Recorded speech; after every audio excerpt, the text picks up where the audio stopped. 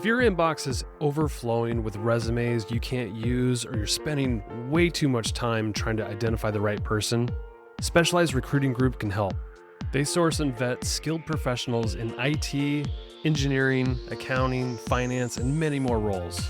So you only see the candidates who truly fit what you need. Better talent, less effort, and real results that move your team forward. Give Specialized Recruiting Group a call at 971-399-7767.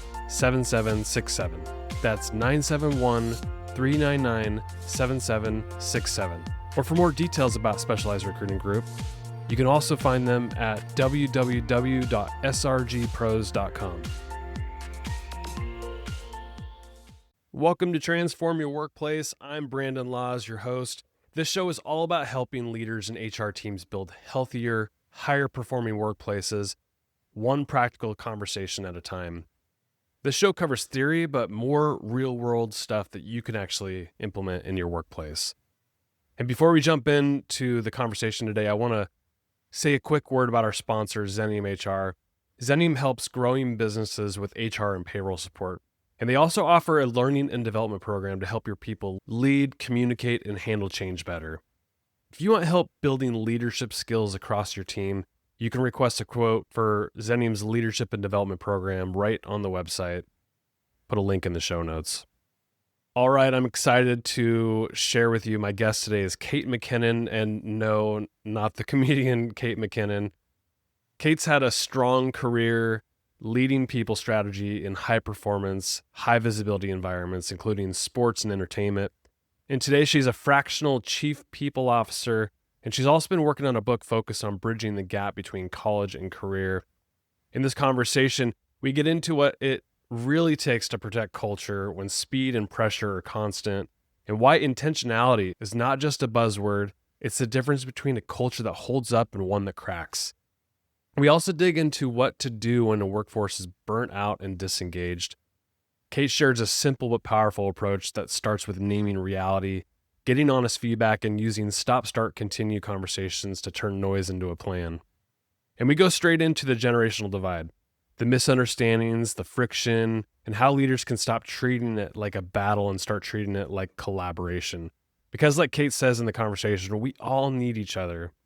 We also talk about AI and the future of work, including why the professionals who ignore it will get left behind, and how to bring tech into the workplace without stripping out the human side of leadership. Plus, Kate has a lot to say about leadership development, especially the trap of promoting great individual contributors into management without training them to lead. And we wrap up with a really grounded take on DEIB and belonging, including what you can do that's free or cheap to build connection. So if you're trying to build a culture that performs without burning people out, developing leaders before they crash and burn, and keep your workplace human while everything else accelerates, you're going to get a lot out of this episode. Here's my conversation with Kate McKinnon. Enjoy.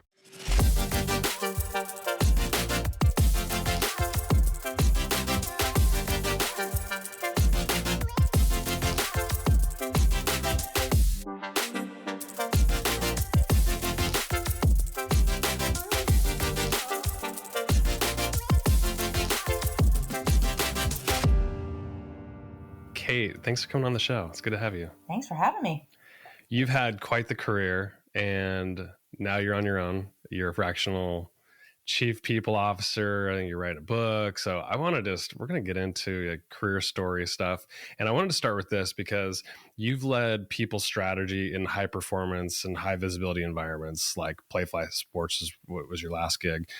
And when speed and pressure are constant in those types of environments, how do you keep a culture from becoming collateral damage in an environment like that? That's a really good question. That's a heavy hitter starting out. I think it's just intentionality. I mean, culture is something that, your company has a culture. So it's identifying what it is existing today, and then where you aspire it to be in the future. So, if you are focused on not having a culture that is rooted in high pressure reactivity, then keeping your eye on that as you continue to grow is critically important. If you lose your focus, the culture will follow. And so I think it's just a constant reminder for leaders, managers, middle managers, especially, that, in times of stress and pressure, having a calm head, not rushing to decisions, not being reactive, still trying to take that proactive approach, and really being focused on building the team and making sure that your team has an outlet too when they're feeling that pressure. I think all of those things really can contribute to making sure that you maintain that culture. Burnout is a topic I hear a lot about, and employee disengagement. So when you are talking with organizations these days and they feel like their culture or workplace is tired from all of these things, where do you even start in unraveling some of that or fixing some of the issues? Well, I think you kind of said it, right? Like just recognizing that people are tired, and it's not just because of work, right? I mean, people are tired because of everything that's going on. And I think that people bring that to the workplace, which then exasperates anything going on in the workplace. And so the recognition that, hey, listen, I know that people are tired. We're trying to address that. What are some things that you would like to see us do differently, better? What would you like to add? Big fan of stop, start, continue meetings. So what should we stop doing? What should we start doing? And what's working that we shouldn't lose? And I think that those conversations and then really pulling together all of that feedback and coming up with a plan is typically the way that I'll start. But it doesn't do anybody favors if you're pretending it's not happening, because the reality is it's happening, and it's happening in every industry.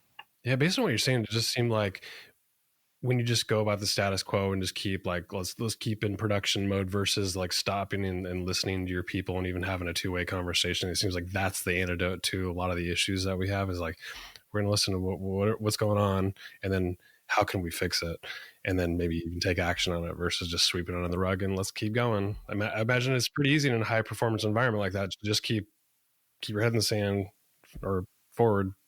Yeah, it is. I mean, it's easy to keep your eye on the prize, which is whatever the business results are.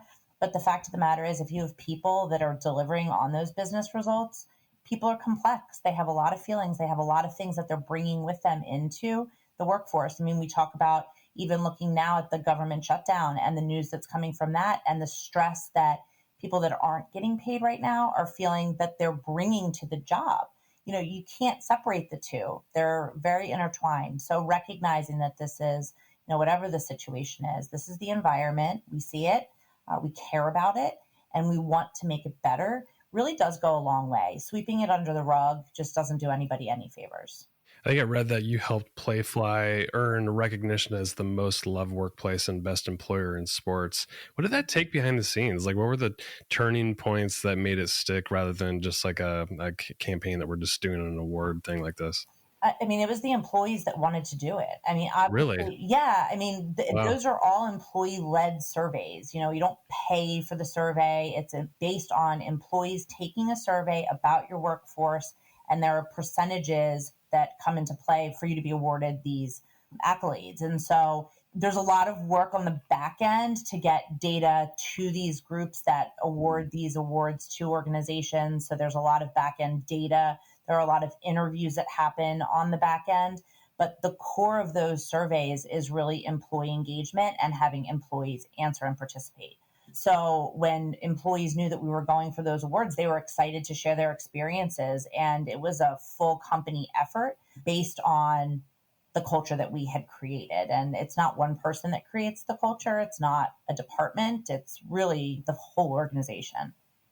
The generational mix in the workplace has never been wider. I think we have 5 generations at work right now.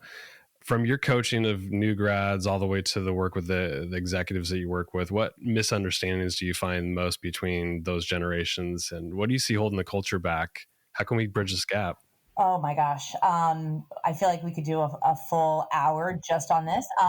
Yeah, I think that give me the quick yes, tips.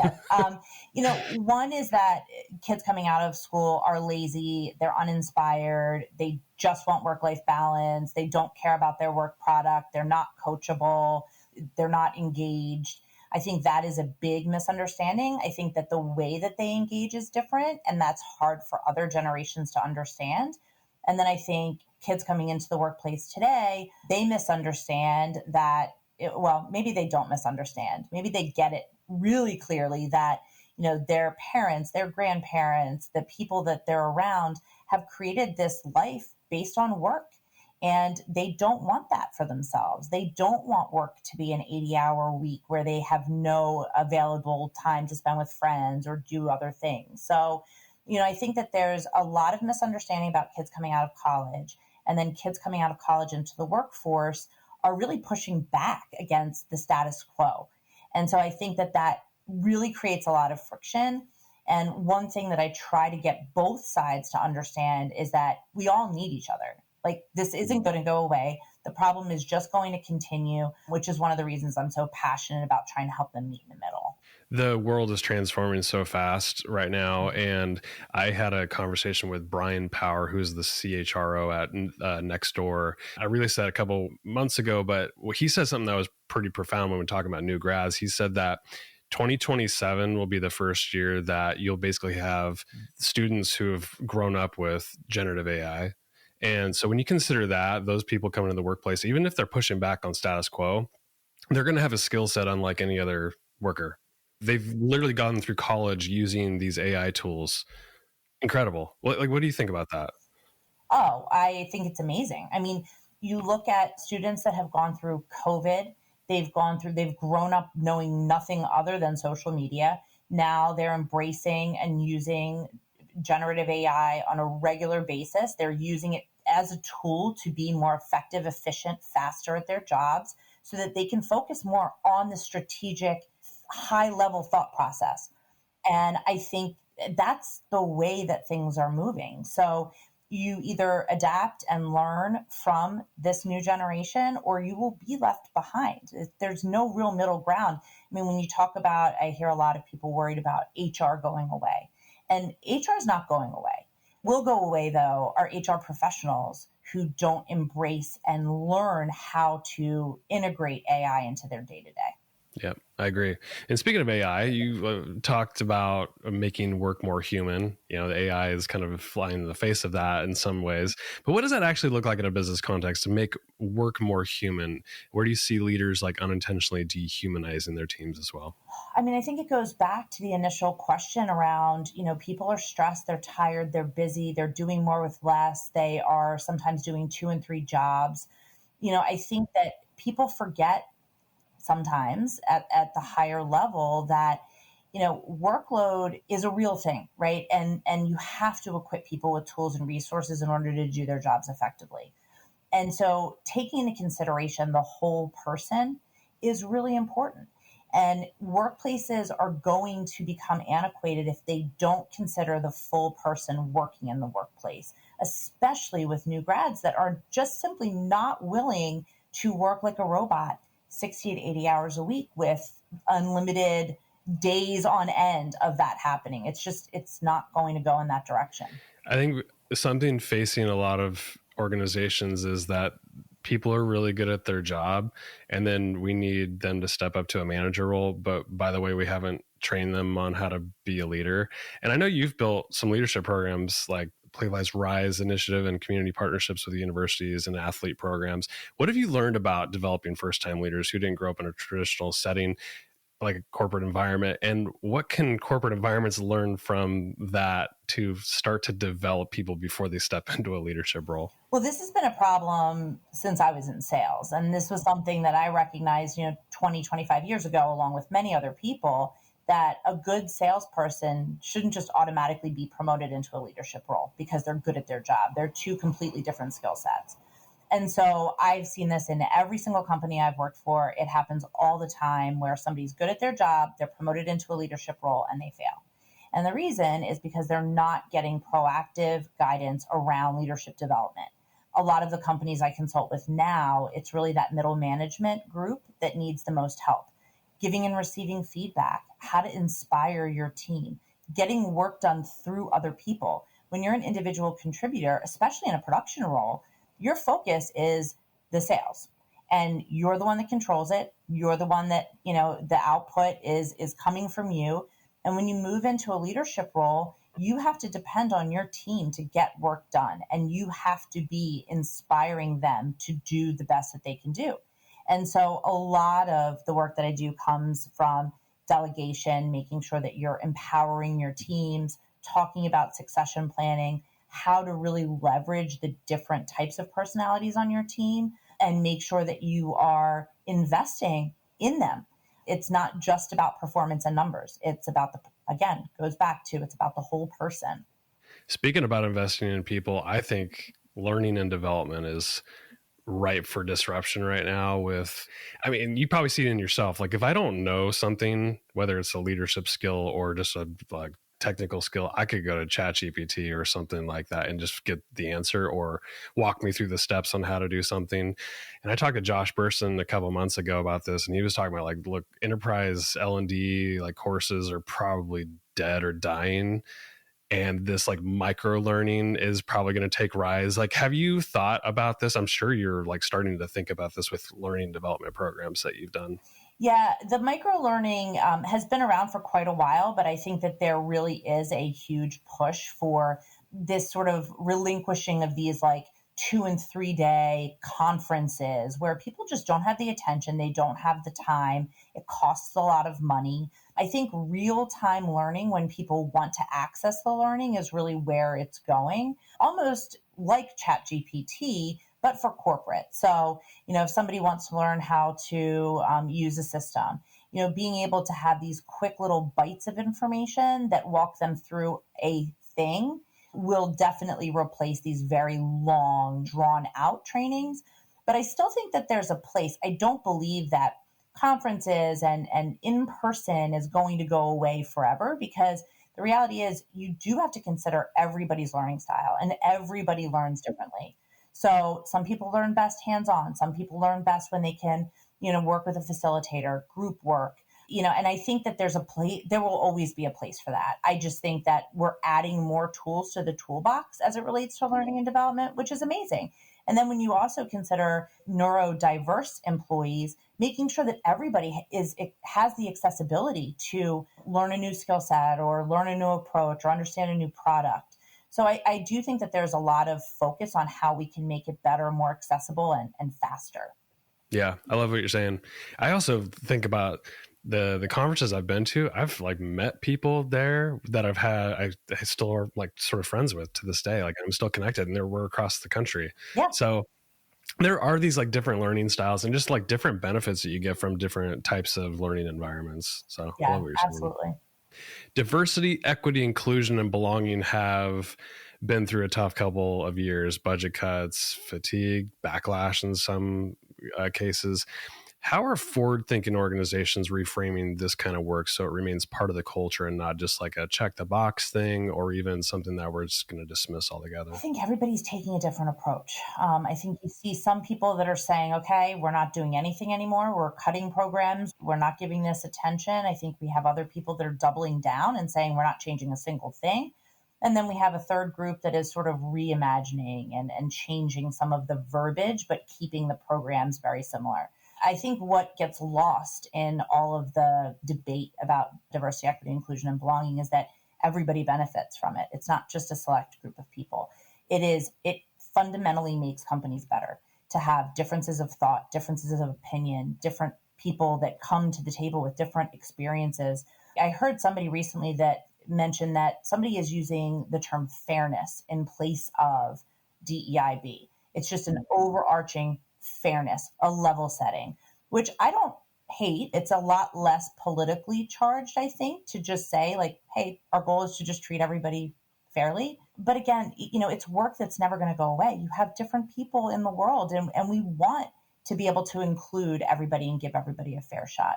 And so I think that there's a fundamental misunderstanding of what diversity, equity, inclusion, and belonging is. I think there's extremes on every side of everything. But at the core, it's really giving people a fair shake. And I don't think that there's anything wrong with that. No, it's bizarre that like words or phrases like this can even have like a politically charged meaning behind it, when if you think about it at its root, what are we trying to do here? We're trying to bring a bunch of people from different backgrounds, probably different levels of like socioeconomic status, and you're trying to achieve a goal together. And so you need inclusion, belonging, and all of those things. It's bizarre to me that it has such meaning behind it. It is. And, I've always focused when I've put in place diversity, equity, inclusion, and belonging programs, I always focus on the diversity last. Because the reality is that's the easiest metric to fix. You just change your recruiting. But the belonging, the intentionality, having a corporate environment that welcomes people, that really cultivates people wanting to stay, that is more important to change, so that when you do focus on bringing in diverse backgrounds and belief systems, that they have an environment in which they can thrive. And so I think that it's multifaceted when you're developing these programs. But the reality is that a lot of people don't recognize that, DEI programs impact people that are over the age of 40. That's considered a protected class. It impacts women. So anybody you touch or talk to in your personal life is likely impacted by DEI programs. When it comes to these programs, like I'm sure a lot of organizations we just don't want to spend a lot of money. We don't have the budget for it. But what are some like free or cheap things that we can do to create a sense of belonging in our organizations? Yeah, my favorite is employee-led ERGs or employee-led IRGs. So resource groups that are just places. They are not excluding anybody. They are for the population that it serves, but also allies and supporters and people to learn about things that they don't otherwise have access to learn about. And so I think that talking to your employees, really understanding what would benefit them, and then helping them put those programs in place. We did that at Playfly, which was an amazing success and still continues to this day. And these IRGs were not just affinity groups, right? They were health and wellness groups, working parent groups, just groups that support one another, that your colleagues understand what you're going through personally, professionally, the toll it can take on your productivity, and having that shared space is really important. And that's free for the most part. You've led HR transformations through mergers and acquisitions, growth, and crisis, including COVID. What's one lesson from any of those periods that I just talked about, M&A, COVID, that still shapes how you advise leaders today? That self-care is really important. I think in times of crisis, in times of panic, in times of, I feel like every time you look, there's a new crisis to work through. Being able to take care of yourself, you can't pour from an empty cup. And I have a lot of very good friends that remind me of that on a regular basis, and work colleagues. But taking a step back and being able to compose yourself and make sure that you are not reacting and you're really thinking through solutions to problems, even those that are emergent, it really, really makes a difference. You can come to the table with a much more balanced approach. You're much more thoughtful in what you're considering, and you're much more proactive. And I think that that's the biggest thing for anybody that's in a people leader role or a leader of an organization, is to just take that breath and be able to really focus on what the solution is. We talked a little bit earlier about AI and how it's changing the workplace, but I think there's just even beyond AI, automations and just some of this tech that we're using this side of our organizations is pretty powerful. And I think it's going to transform a lot of different functions inside organizations. But as from your vantage point as a CPO and a fractional CPO for organizations, how do we keep technology from stripping away the very thing that HR is really supposed to do, is just protect the human connection? How do we make our workplaces more human in an environment where we're adding more and more tech? I think it's having, multiple people take a seat at the table as it relates to any type of implementation or initiatives that you're rolling out. So it's considering how it's impacting the company and what benefit it's bringing, but also what are the unintended consequences of bringing in certain types of technology. And having a people person, somebody that focuses on the employee experience involved in those conversations, is critical. There are a lot of things that can happen that, you roll out a new technology, there's fear. Fear is always underlying, right? So there's fear about jobs. So how are you crafting a communication plan to talk about what exactly the tech is doing and what exactly it's not doing? And the reality is that people need to be a part of any tech solutions. It's not just these standalone things. So you need people to drive usage. You need people to train. You need people to input data. You need people to analyze data and apply it to the organization. So, I think it's having a people person at the seat of the table, thinking through all of the intended and unintended consequences and implications, and then a really solid communication plan to make sure that you're capturing what it is that you're trying to accomplish with the tech that you're adding. Coming from the sports and entertainment industry, I'm curious because you rely so heavily on performance. What is the ultimate driver of performance and growth? In the sports industry or just in general? I think in general, I'm more curious, like for those people listening who might be in different industries, but look to the sports industry as like, wow, like they're constantly growing and getting better and seeking the next thing. I want to be like that. What's keeping you driving forward? Like what sparks performance in a way that others can learn from? Well, I think in the sports industry, there's an unhinged amount of of competition. Yeah. You have people that are naturally super competitive. And that's not just, I mean, I was an athlete, but not a good one. But I compete with myself. A lot of this intrinsic motivation drive, overcoming obstacles. I mean, if you look at athletes, it's like, how can I get back to the game? I don't care about my broken leg. How do I get back to the game? I'll fight through it to get back to the game. So there's just this drive that does not exist in a lot of other industries in the way that it exists in sports organizations, just because of the population of employees that you have, which is a wonderful thing. But it's also a very, very challenging thing to manage because you put a bunch of people that are very, very competitive in the same room. And that leads to a lot of very competitive conversations, very passionate conversations, and very long hours.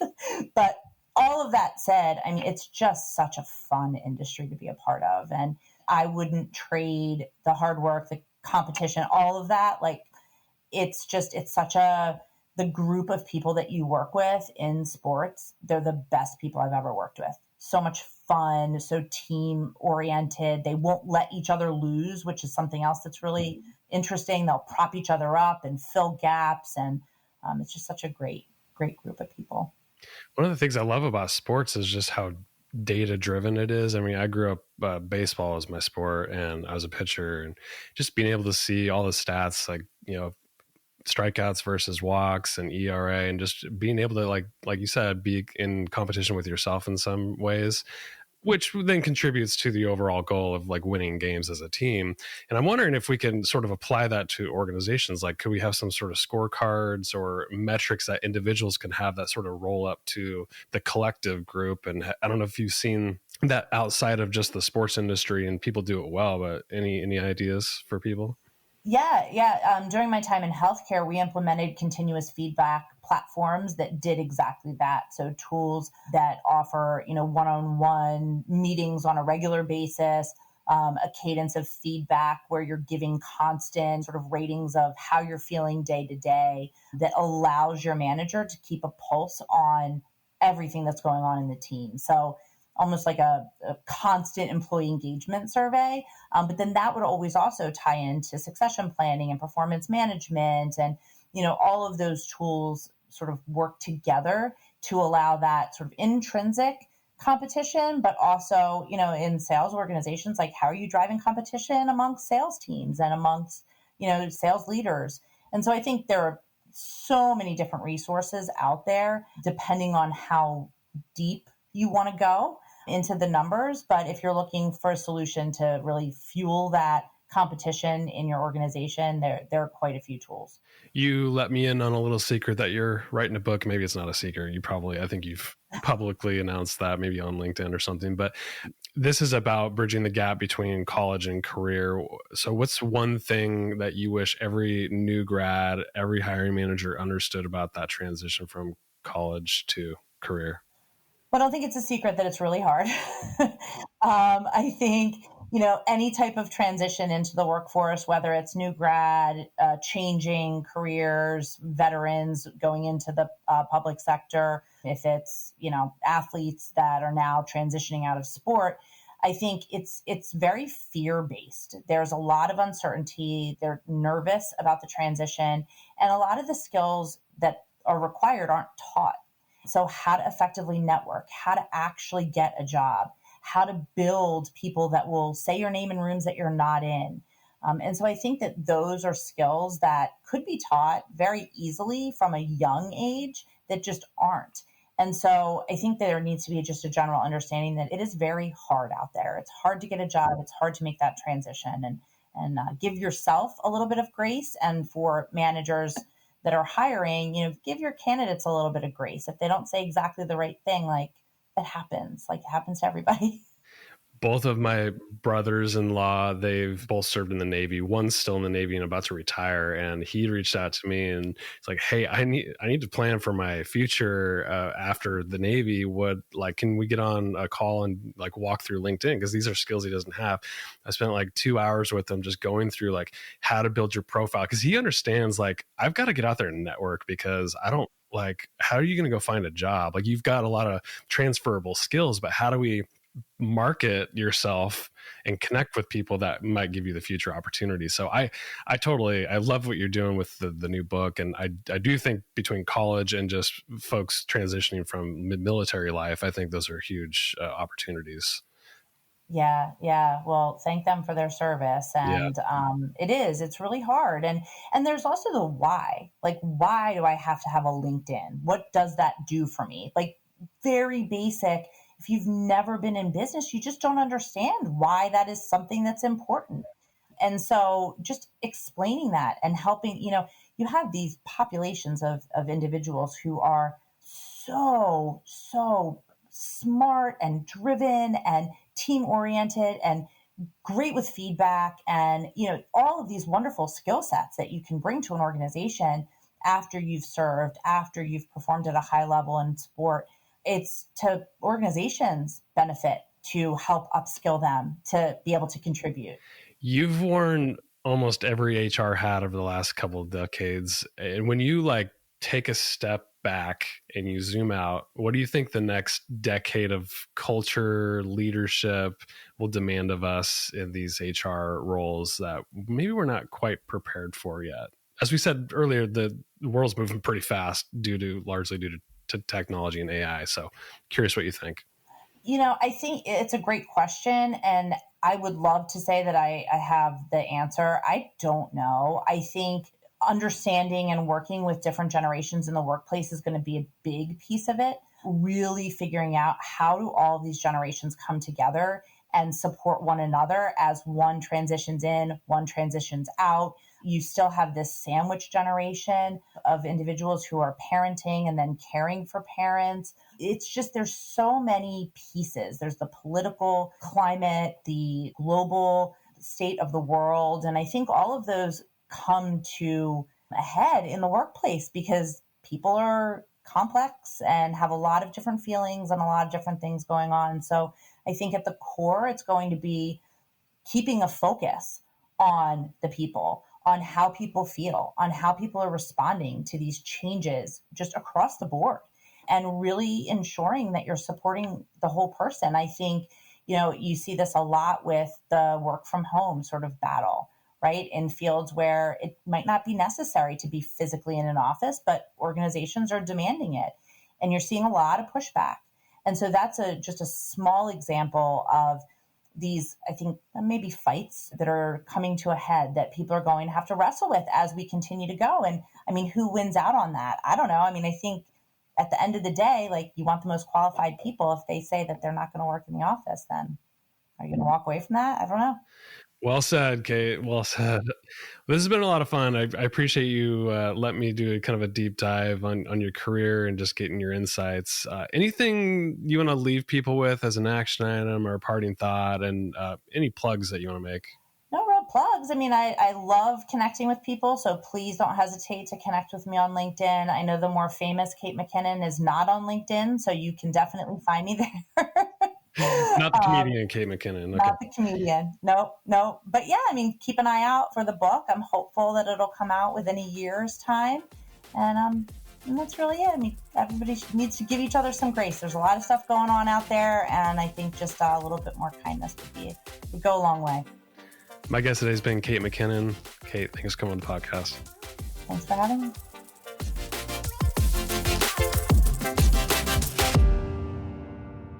Hey, thanks so much for tuning in for today's episode of Transform Your Workplace.